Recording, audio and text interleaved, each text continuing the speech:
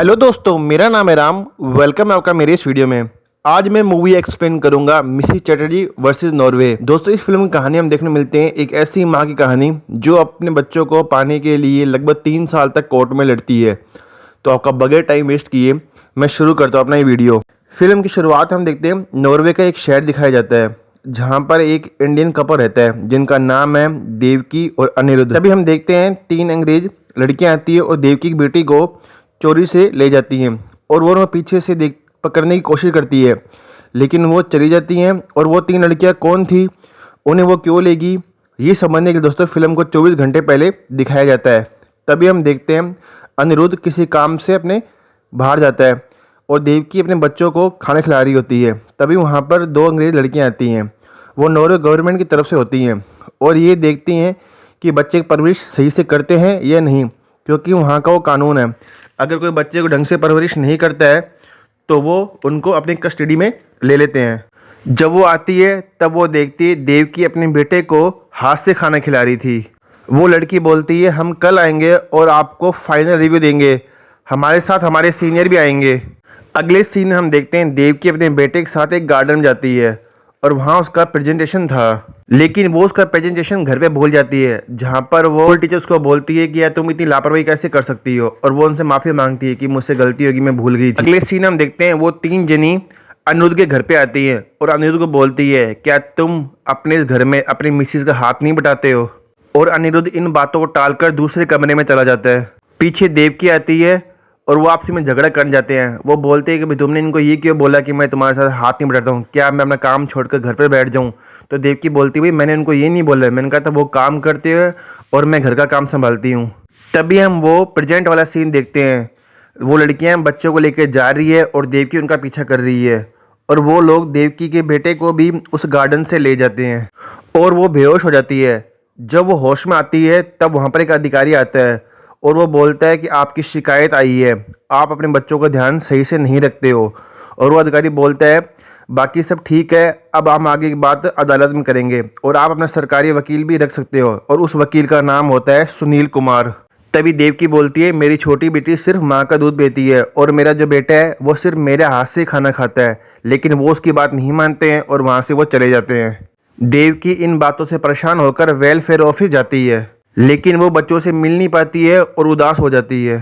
तभी वहाँ पर अनिरुद्ध आता है, उसको बोलता है कि उदास मत हो, मेरे साथ घर चलो। जब वो घर जा रही होती है तब वो अनिरुद्ध बोलती है मैं कुछ भी करूँगी लेकिन मैं अपने बच्चों को घर वापस लेके आऊँगी। तब अनिरुद्ध बोलता है हमें यहाँ सारा काम लीगल तरीके से करना पड़ेगा और उस वकील से भी मिलना पड़ेगा। देवकी ये बात अपने घर वालों से करती है वीडियो कॉल पर और उनको सारे मैटर के बारे में बताती है। अगले सीन हम देखते हैं वो लोग सरकारी वकील सुनील कुमार से मिलने जाते हैं और उनको सारी बात बताते हैं। वो बोलते हैं उन पर इल्ज़ाम लगा है कि वो अपने बेटे को हाथ से खाना खिलाती है और अपनी छोटी बेटी को अपने साथ सीने से लगाकर सोती है। फिर हम देखते हैं वो लोग पुलिस स्टेशन जाते हैं और देवकी जब अपने बच्चों को देखती है तो वो रो पड़ती है, लेकिन वो वेलफेयर वाले लोग बोलते हैं कि आप ये लोग गलत कर रहे हो, इससे बच्चों पर गलत असर पड़ेगा, और वो उन बच्चों को उनसे छीन लेते हैं। कुछ दिन बीत जाने के बाद पेशी होती है, तब वकील सुनील कुमार बोलता है कि वो जैसे अपने बच्चों को पाल रही है वो एक इंडिया कल्चर है, इंडिया के अंदर माएँ अपने बच्चों को ऐसे ही पालती हैं, लेकिन वो आपके इस नॉर्वे कल्चर को समझ नहीं पाई थी कि यहाँ का क्या सिस्टम है, और वो लोग मान जाते हैं। वो उनको बच्चों को छोड़ने के लिए तैयार हो जाता है और यहाँ पर अनिरुद्ध और देवकिया दोनों खुश हो जाते हैं। अगले दिन जब वो बच्चों को लेने पहुँचती है तब डॉक्टर मार्विस बोलती है उन्होंने स्टे लगाया है और तुम्हारे घर पर बच्चे सुरक्षित नहीं हैं और अब बच्चे यहीं रहेंगे। ये देखकर देवकी परेशान हो जाती है और अपने बेटे को ढूंढने लग जाती है, लेकिन उसका बेटा वहाँ पर नहीं होता है और वो एक अजीब सा व्यवहार करने लग जाती है। उधर एक लड़की उसके इस व्यवहार का वीडियो बना लेती है ताकि वो कोर्ट में पेश कर सके। उधर पेशी में दूसरा वकील देवकी पर बहुत बड़ा इल्ज़ाम लगाता है कि इसे कुछ याद नहीं रहता है, ये भुलक्कड़ है, ये अपने बच्चों पर गुस्सा करती है, एक दिन बच्चे ने जो खाना नहीं खाया तो उसको कमरे से बाहर कर देती है, ये लीगल सही नहीं है, इससे बच्चों पर बहुत ज़्यादा गलत असर पड़ता है। उधर डैनियल अपनी तरफ से पूरी कोशिश करता है कि वो केस जीत जाए, क्योंकि अब वो सुनील कुमार वहाँ पर है नहीं, उसके जगह डैनियल को लाया गया, लेकिन ये बात कोर्ट नहीं मानती है। उनको सबूत मिलते हैं, उनके हिसाब से देवकी सही नहीं है। फिल्म कुछ आगे बढ़ती है जहाँ उसकी फ्रेंड नंदिनी एक लॉयर से उसको मिलवाती है, जो तुम्हारे साथ हुआ था वो सेम उसके साथ भी हुआ है। तब वो बताती है उसके रिसर्च कहती है कि इंडियन फैमिली के साथ हमेशा ऐसा होता है। नॉर्वे गवर्नमेंट हमेशा इंडियन जो भी कपल आते हैं ना उनके साथ ऐसे ही करती है, और इसके अंदर वकील जज सब मिले हुए हैं। वो ये बात अपने पति को बताती है अनिरुद्ध को, लेकिन वो नहीं मानता है। तब वो फैसला करती है वो अपने बच्चों को कैसे भी करके वापस लाएगी। वो अपने बच्चों को वेलफेयर जो सोसाइटी होती है वहाँ से वो उनको चोरी से निकाल लेती है और इंडिया ले जाने की कोशिश करती है। तभी वहाँ पुलिस पहुँच जाती है और बच्चों को उससे ले लेती है, और पुलिस उन दोनों को स्टेशन बुलाती है। वो बोलते हैं इन पर केस होगा। तब डैनियल वहाँ आता है और पुलिस को समझाता है कि भाई एक माँ की ममता है, आप ऐसा मत करिए, ये इंडियन है, इनको ये नहीं पता कि यहाँ का क्या कल्चर है। उधर जब वो घर आते हैं तो अनिरुद्ध उस पर गुस्सा हो जाता है, और देवकी भी। अनिरुद्ध देवकी को थप्पड़ मार देता है और देवकी उसको थप्पड़ मार देती है, और अनिरुद्ध उसको कमरे में बंद करके चला जाता है। कुछ दिन बाद फिर पेशी होती है।